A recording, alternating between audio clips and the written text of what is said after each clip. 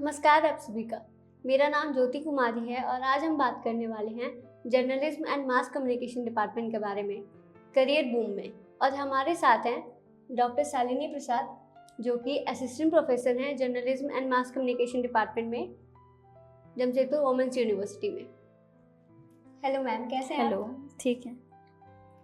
तो मैम, हम ये जानना चाहते हैं कि अगर कोई बच्चा जर्नलिज्म आगे लेना चाहता है, 12th के बाद बैचलर्स करना चाहता है, तो उसका क्या प्रोसेस है? अभी तो जर्नलिज्म मास कॉम डिपार्टमेंट एक ऑनर्स पेपर के जैसा काम कर रहा है। मतलब जैसे हिंदी ऑनर्स होते हैं, इंग्लिश ऑनर्स होते हैं और अदर सब्जेक्ट्स के ऑनर्स रहते हैं, उसी तरह मास कम्युनिकेशन एक ऑनर्स पेपर है। और अगर आप उसे लेना चाहते हैं तो +2 में आपका 45% आना चाहिए और उसके बाद आप एलिजिबल हो जाते हैं किसी भी फील्ड के हो, चाहे वो आप मैथ्स साइंस, चाहे वो इंटरमीडिएट आर्ट्स से किया हो, चाहे कॉमर्स बैकग्राउंड का बच्चा हो, कोई भी बैकग्राउंड का बच्चा है वो मास कॉम के लिए एलिजिबल होता है। वो ग्रेजुएशन में फॉर्म फिलअप करेगा और उसके बाद वो अप्लाई कर सकता है जर्नलिज्म एंड मास कॉम के लिए, डिग्री कोर्स के लिए। ठीक है मैम। तो मैम, अगर कोई भी यहाँ पे अप्लाई कर सकता है, तो क्या ऐसा है कि आगे क्या अपॉर्चुनिटीज़ है, ये पढ़ने से क्या फ़ायदा है? देखिए, जर्नलिज्म एंड मास कम्युनिकेशन एक ऐसा कोर्स है जिससे आप पढ़ने के बाद आपको बहुत सारे अपॉर्चुनिटीज़ मिलते हैं। जैसे कि आप जैसे फ़िल्म इंडस्ट्री, आप जानते हैं फ़िल्म इंडस्ट्री कितनी बड़ी है। फ़िल्म इंडस्ट्री में बहुत सारे आपका अलग अलग होता है, जैसे editing, camera, acting, light, costume, art designing, तो बहुत तरह के फील्ड्स में वो काम करते हैं और उन सब में आपको अपॉर्चुनिटी मिलती है। फिर एक बहुत बड़ा जर्नलिज्म का फील्ड होता है जिसमें आपका रिपोर्टर, एडिटर, एडवर्टाइज़र, डिज़ाइनर और बहुत सारे ऐसे अलग अलग डिफरेंट फील्ड के लोग मिलते हैं जिस फील्ड में आप अपना करियर बना सकते हैं। फिर आपकी बात आती है public relation, industrial public relation में। आप इंडस्ट्री में चाहे किसी पर्सन का, चाहे कोई भी जितने भी पॉलिटिकल पार्टीज़ होते हैं या कोई ऑर्गेनाइजेशन होती है, उसका आप PR कर सकते हैं। एडवर्टीज़मेंट एजेंसी, आपको पता है एक 3 मिनट के ऐड हो, या 3 मिनट का ऐड तो बहुत बड़ा है, और 30 सेकेंड की भी ऐड होती है, तो उस ऐड को बनाने के पीछे एक बहुत बड़ी टीम होती है जो पूरी उसको डिज़ाइन करती है, उसका कॉन्सेप्ट सोचती है, और उसमें बहुत कॉपीराइटर्स होते हैं, कैमरा पर्सन्स होते हैं, फोटोग्राफर्स होते हैं, फैशन आर्टिस्ट होते हैं, तो बहुत सारी टीम होती है।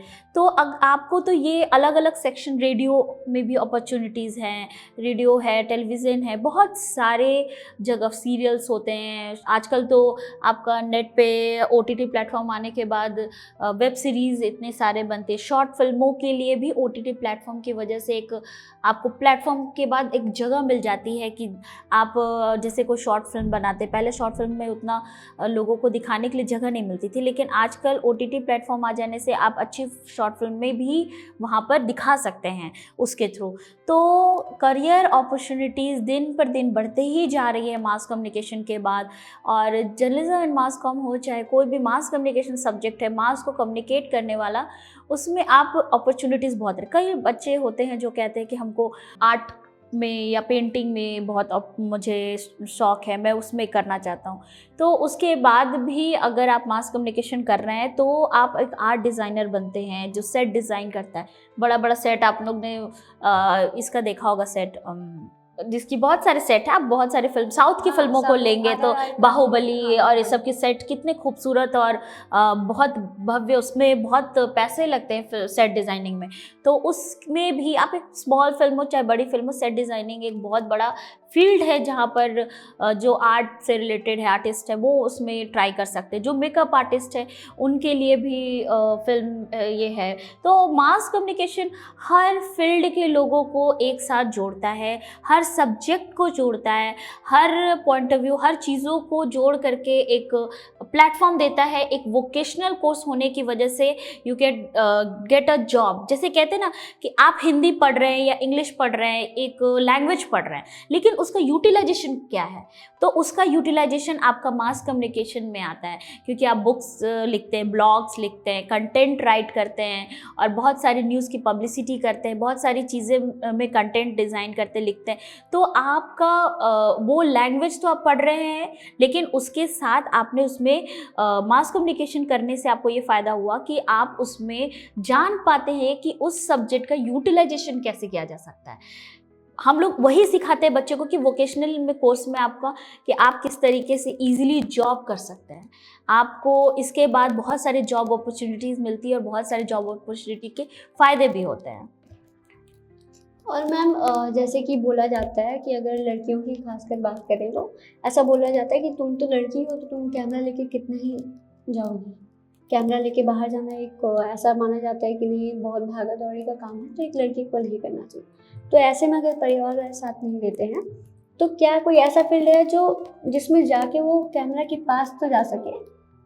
देखिए, पहला बात तो ये जो कॉन्सेप्ट होता है कि mass communication is a very glamorous field, इसको दिमाग से निकाल दे, क्योंकि ग्लैमरस ऑन स्क्रीन होता है, ऑफ स्क्रीन नहीं। ऑफ स्क्रीन बहुत अपॉर्चुनिटीज़ होती हैं।